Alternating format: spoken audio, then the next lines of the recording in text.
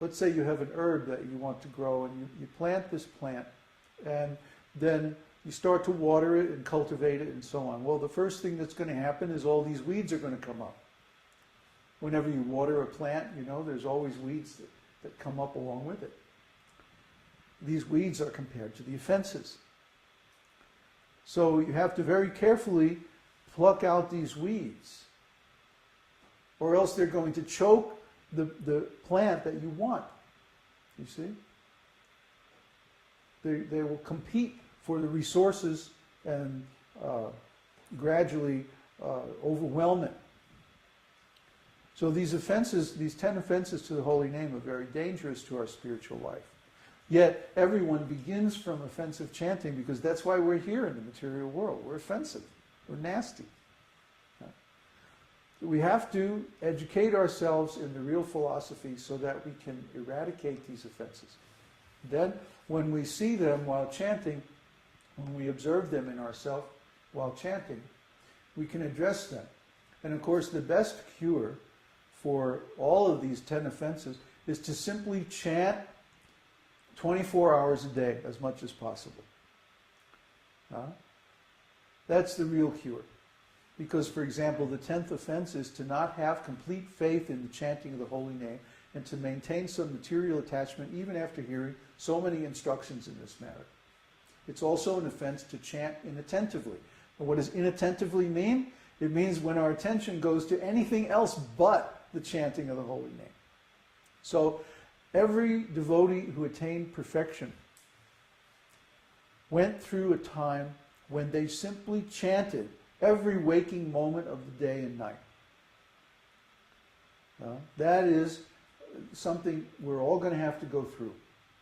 I went through it when I retired in 2001 and went to Hawaii and just camped out in the woods. And that's all I did was chant for 6 months.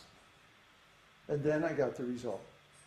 Because the constant chanting of the holy name is recommended in all the scriptures. And in Śrīmad-Bhāgavatam, there's so many descriptions of devotees who attain perfection that way. Also, Lord Chaitanya Mahaprabhu, the incarnation of Krishna for this Kali Yuga, he recommends that we do this process of constant chanting. And that's how we overcome the offenses, finally. It's not easy. But as soon as we do, as soon as we begin this offenseless chanting, then very quickly we develop prema, or ecstatic love for Krishna. And this is the perfectional stage. So it just depends on how long you put off doing the actual process of chanting, 16, 18, 20 hours a day, and sleeping and eating the minimum. The sooner that you do that process, the sooner you get the result of chanting the holy name. I mean, I always teach this. Starting from the very first video of the introductory course, right? That's the very first thing I tell everybody. Okay, here's your mantra. Now, just give up everything and simply chant this mantra and you will see God in 6 months, right? That's what I tell everybody, isn't it? Okay? So I'm telling you the same thing again. This is how you overcome the offenses to the holy name. You just chant. Chant, chant, chant, chant, chant. But when we say chant, chant, chant, people say can't. I have to go to work. I have to raise my family. I have to do this. I have to do that. Okay, and what's the result you're going to get from those activities? Is it eternal? No. Is it perfect? No. Will it save you from birth and death? No.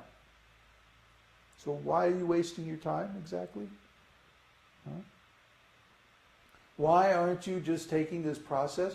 Arrange your life in such a way you can take 6 months off or a year off and just chant.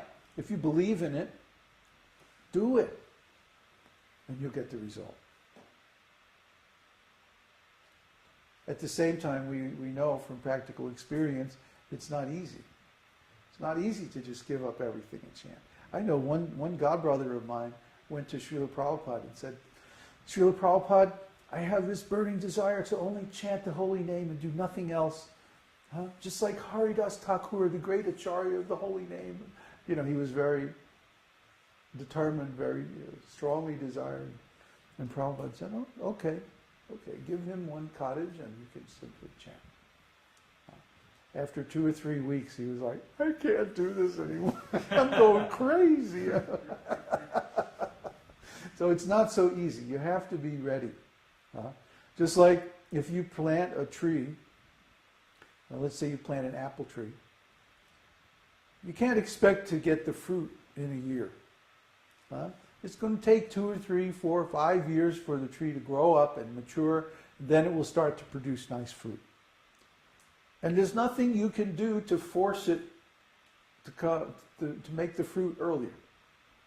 If you do, you'll simply ruin the tree. So, in the same way, this is a process, even though it's simple, it's not easy.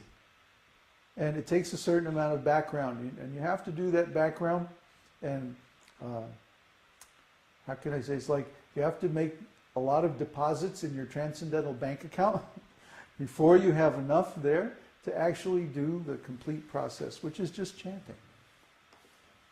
It seems simple, but it's not easy. Does that answer your question, David?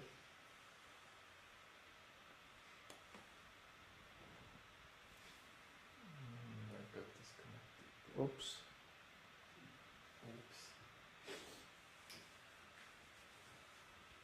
I think the cell phone died or something. Let's see. Yeah. Any questions here? Any questions here?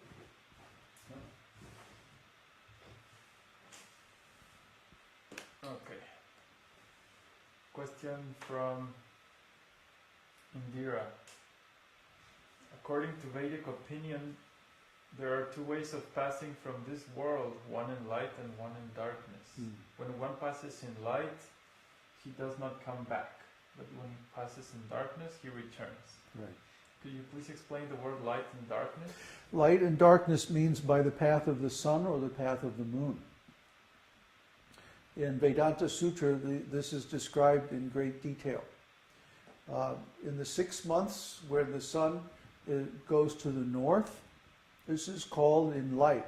And when the sun goes to the south, this is called in darkness. So it might just be reversed here in the southern hemisphere, I'm not sure.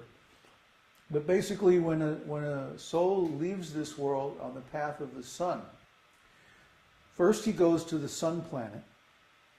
And then from the sun planet, he goes to the higher planets, such as the planets of the sages, or even Brahmaloka. And then he goes to the spiritual world. But when a soul leaves on the path of the moon, he's still entangled in material desires. And so he has to go to the planet of the ancestors and resolve his karma. And usually that involves agreeing to be born, to take birth again on this earth planet. And so then the soul, after experiencing the good and bad results of his previous karma in the heavenly planets and hellish planets, then returns to this world by the rain. The soul actually comes down in the rain and then enters into food grains. When the food grains are eaten by the man, the soul then enters the semen and then is injected into the womb of a woman and again takes a material body. But the soul who leaves on the path of the sun doesn't have to come back.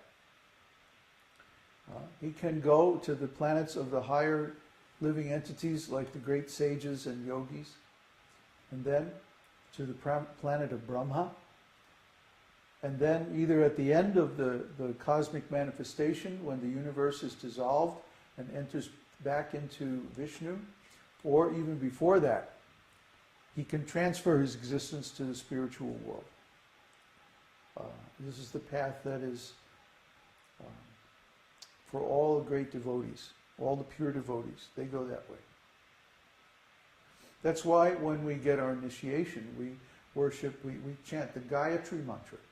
Well, it's called the Gayatri mantra, but actually there are many, many Gayatri mantras. Gayatri is simply a meter, a poetic meter that has 22 syllables. So there are many, many Gayatri mantras depending on the object of worship. But when we chant the Gayatri mantra, we worship the sun god, Savitra. The Savitra means one who is glowing, one who is effulgent. So the Savitra is recognized as being the representative of God because he is the source of all the energy, heat and light in the solar system. He gives life to all the living entities. Without the sun we can't exist. So he becomes like the representative of the Lord. And actually it's stated in Bhagavad-gītā that Krishna says, I gave this same knowledge to the sun god